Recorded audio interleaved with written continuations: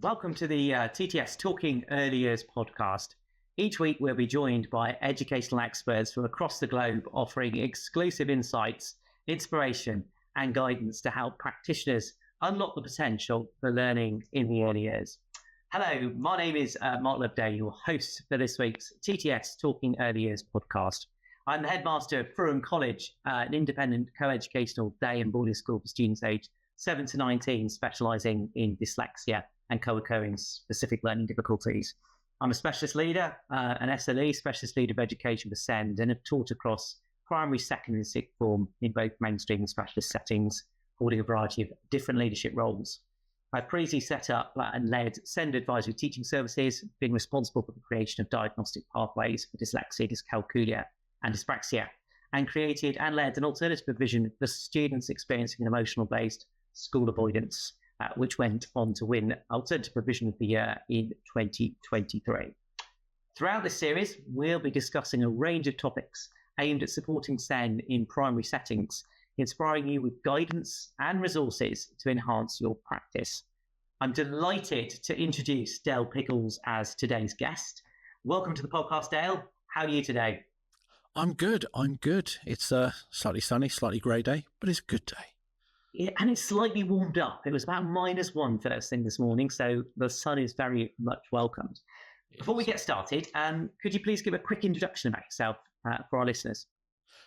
So I am the Managing Director of B Squared. We provide assessment software for schools, breaking down curriculums into smaller steps, and we also provide a range of other frameworks around autism, academic skills, employability skills, and so on. I'm also the host of the SENDcast, a podcast focusing purely on special needs, which you can listen anywhere you want. And I am really lucky because, like you, Mark, I spend my life talking to lots of people and constantly learning. And absolutely. I think that's a big takeaway, isn't it, really? Because I think in this world, it's constantly just networking and learning new things and bringing new things to the classroom to support our young people. Thank you for that. In this first episode, we'll be looking at the similarities and differences of ADD and ADHD to help us understand how these behaviours show up in individuals and how we can support them. So I think, Dale, if we can start really, I think with the kind of common confusion at this moment with the change of terminology. With people often confusing ADHD versus ADD, whereas now we'll see that kind of move to more of a ADHD with subtype classification. Can we just have a discussion about the two and then potentially look at some of the similarities and differences? So, where are we at now in terms of the differences in labels? So the official terminology, as said by, I think it's DSM-5, is ADHD with hyperactivity and impulsiveness, and ADHD with inattentiveness. So they are the two types, but also you can have them both together. So the inattentive is the old ADD, and generally that's one where you're not hyperactive, you're not impulsive, you're just kind of for me, because I am ADHD and I am the ADD type, my mind is constantly wandering and drifting off and doing its own thing, whether I want it to or not. So describing myself as ADHD when I'm literally the opposite of hyperactive is rather strange. And I think that's why that term ADD still hangs on. Yeah. Because it is the child who's kind of daydreaming, sitting there, maybe not working, but not impulsive. I think that is the key bit, isn't it? Because I think people, when you describe to practitioners a child with ADHD, what they are expecting to see is that hyperactivity. Yeah, that child who needs the movement breaks. I do not. The one who will stand up, impulsive. The one who cannot put their hand up, they shout the answer out. That one who's generally the ADHD, hyperactive and impulsive, is often the one that is disrupting the class and could be preventing learning because they don't have that control, that regulation within them, that they need that support. Completely. And with the kind of the inattentive, what's your feelings on how does that present in the classroom? Are we missing it, or are we potentially misdiagnosing it? So for me, if you look through all my school reports, it would be Dale had excellent ideas. Dale could answer things. We never see it written down. So there are various reasons on that, which we'll get into on future podcasts. But it is, if you have a child who seems bright, can answer questions, knows what's going on, shows a good understanding, but then when you get to that written work, it's not there. That is one of the ways that inattentiveness kind of shows that they kind of drift off. Or you have that child who's doodling. Yeah.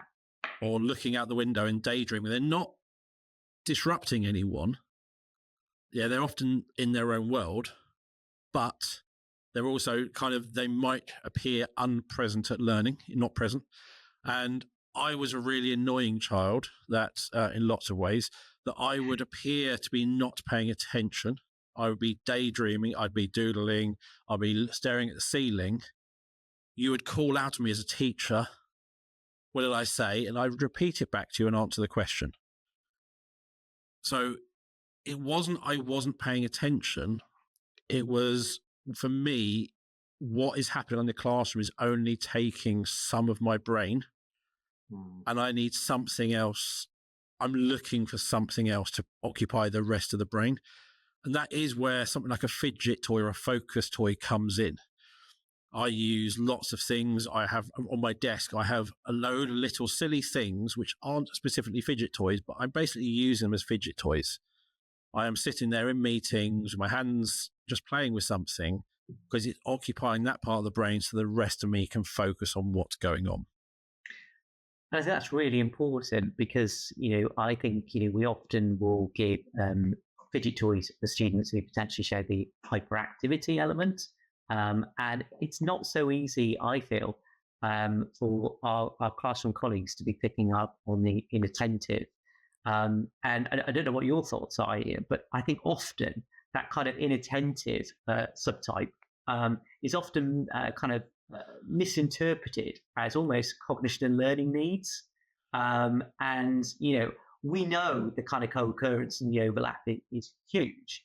But I often find that, schools are going down the route really of exploring underpinning cognition and learning needs rather than looking at what do they need to access learning, and the fact that it's not about a learning capability or attainment, but actually, something we're missing really.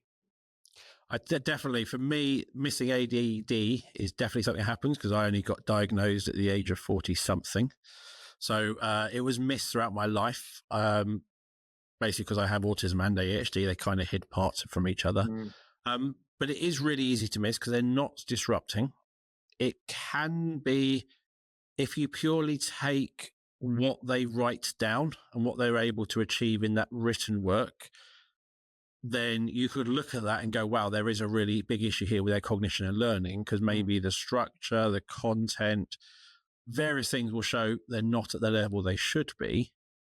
But me in the classroom, I could show great knowledge. I could have conversations. I could demonstrate it orally in the moment. I think part of me went, well, I've demonstrated it orally. Why do I need to write it down? Absolutely. Type thing. So sometimes if we only look at written work, it could look that there is a cognition and learning problem. Completely. And I think, that has got to be a whole school culture change as well, hasn't it? I mean, you think across schools up and down the country, we have still got very much that over dependency on what's in exercise books, what has been produced, and actually, is that capturing the true ability of our young people? And equally the impact. I mean, do you mind me asking, what was the impact of how that made you feel in the classroom? So primary school, I loved. Secondary school, I hated because I did have various social issues, but I didn't enjoy the work. And there's things I'm still learning that my things I struggle with are caused by ADHD and my autism. So I'm still learning little things that come out. So one of the ones which I found out last year was one I always struggled with when writing long bits of work, whether I'm story writing or anything, structuring it properly. I cannot structure it in my head and then start writing. I do a brain dump. So I will type it all out on a computer. It will be in the completely wrong order, but then I can order it. But because when I was at school, when it was pen and paper, I had to write it in the correct sequence from the very beginning, and I couldn't. My stories would meander off and change direction because I never really was able to structure it. So there are things like that which caused me to struggle. But ultimately for me, as I went through education, my attendance got worse, and college, it was somewhere in the 20% attendance, and I never moved on to uni. And there was things I struggled with academically and socially. Relevance of what I was doing to what I wanted to do is a big thing, I think, with neurodiversity. Why am I learning this? Because the curriculum says so. Well, that's not a good enough reason to me. That's a bit of a PDA thing. But it is those sorts of things meant that I would kind of choose what I wanted to do. And it meant that I wasn't putting the attention in. And what's interesting, since I've left school, all I have done is learnt. But it's just the way it is maybe structured, done, the curriculum, the relevance, the way it's assessed, the expectations didn't fit with me. So I didn't enjoy school, but I love learning. And I think, that is a key message though, isn't it, really? Because I think, we have got so many young people who are out of education up and down the country. My previous role, I've set up an alternative provision for children out of education with just that focus. And actually, we looked at our cohorts of students coming through. It was very typically, classically either diagnosed or undiagnosed, neurodiverse needs, and that was the trigger for not going to school.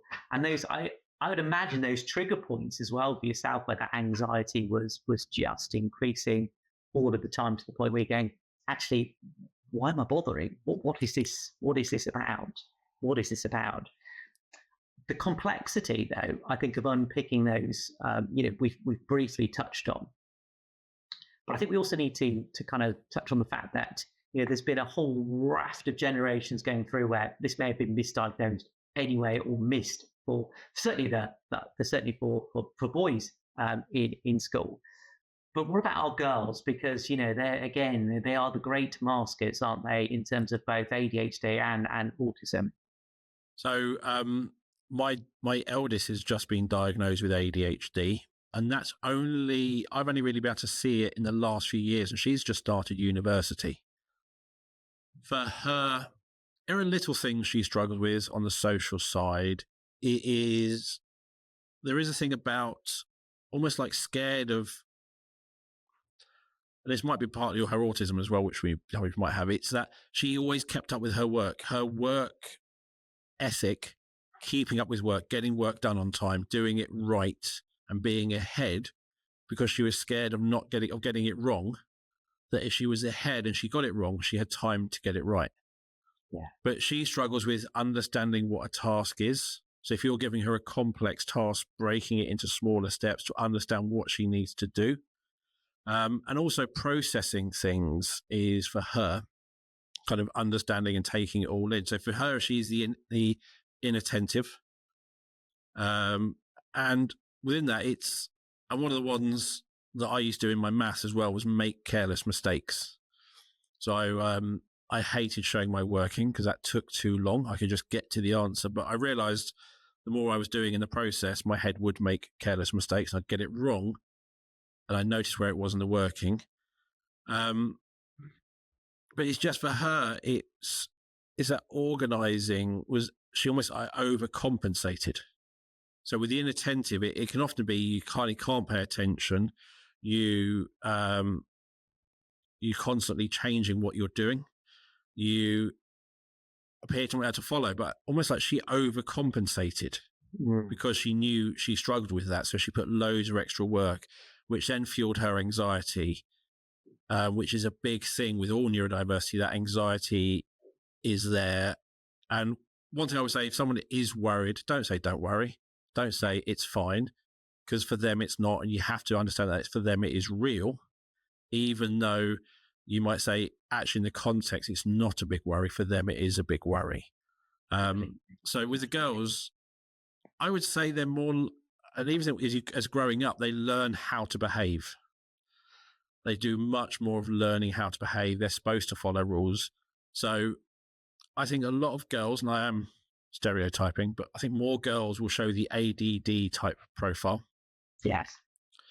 But then you might have sporty girls who are the ADHD, the hyperactive, the sporty ones. And I think going back to, as you said, previously missed generations, there was the forgetful child, the always late child. That's the inattentive. The naughty, the clown, that could be the hyperactive. But it's really interesting. When you look at the girls, it can be so different. It can, and I think you're right. I think we would say very much the same in terms of autism. The girls are the great watchers, the great observers, and that kind of drive to fit in. And I think some of the points you also picked up there around those kind of challenges across, in terms of when we talk about the similarities and differences of the hyperactivity, the impulsivity versus the inattentive subtypes. We've still got those core areas that run across all elements of neurodiversity. The processing, the task management. Where do I even start? That kind of organisation, that understanding, and that kind of working memory. And I know we're going to go on to in a future episode to talk about things such as executive functioning. But it really does have a huge impact. I think key one here would be, I think, to kind of bring it to a close, would early diagnosis have been beneficial? Yes. And the one thing around diagnosis, the one thing I always hate, and the one thing that has stuck with me through my entire life, which I'm still slowly unpicking, is everything was my fault. And I think with anything, until you have a diagnosis, it's your fault. You didn't try hard enough. You're lazy. Just put some effort in. Just concentrate. Stop mucking around. Stop. Whatever it is, all of that, getting a diagnosis, that language from teachers would have changed. Now, back in the 90s, it wasn't going to happen. And it is what happened. I'm not angry. It's the way it was. I was low level in comparison to the criteria then. But if a child is struggling in these areas, please don't kind of go, come on, you can do this, if they can't, because you're then making them feel more like they should be able to. And that was a big thing for me, that I could do things so easily that others couldn't. But other things everyone else can do, I couldn't. And the thing I just want to say, and you touched on it then with the boys and the girls, is when you go to the NHS website or any website and look at that criteria, they are not only written for boys, they are written for white boys. So not only the girls, but if you go to any ethnic group as well, that criteria can look different based on so many factors. So when we look at that criteria, it's generally written for white boys. So autism, any of them, that's the focus. So lining up toy cars, girls don't really do that. They have tea parties or things like that. And I'm stereotyping. No. But the way they play are different, so you don't see the same things. No, I think that is a key message. We say that across the board, don't we, in terms of neurodiversity, that we have a larger population of boys, men who had that diagnosis because it's been picked up, because that's what's been spotted, and it's almost, in inverted commas, but it's almost textbook, isn't it? Versus others. I mean, it is just a huge topic, and to kind of bring our first episode to a bit of a close, really, I think there's some real good takeaways here in terms of, I would say, it's that digging deeper, really trying to understand that pupil and why they're presenting in the way they are. That kind of tip of the iceberg that we see is non-engagement or behaviour. It's about that deeper understanding of what could be those underpinning possible causes, getting in there early, supporting that kind of their own mental health and well-being, so they don't have to feel that blame or that shame or that self-esteem issues that often so many of our neurodiverse learners face in schools. But thank you. I would like to really say a huge thank you to you, Dale, for joining us and providing such valuable insights. You've been listening to the TTS Talking Early Years podcast with me, Mark Loveday, and Dale Pickles. If you've been inspired by our conversation today, don't forget you can sign up via the link in our episode notes to be the first to hear about future episodes and access exclusive follow-up content, including ideas for your settings and links to relevant resources. Thank you.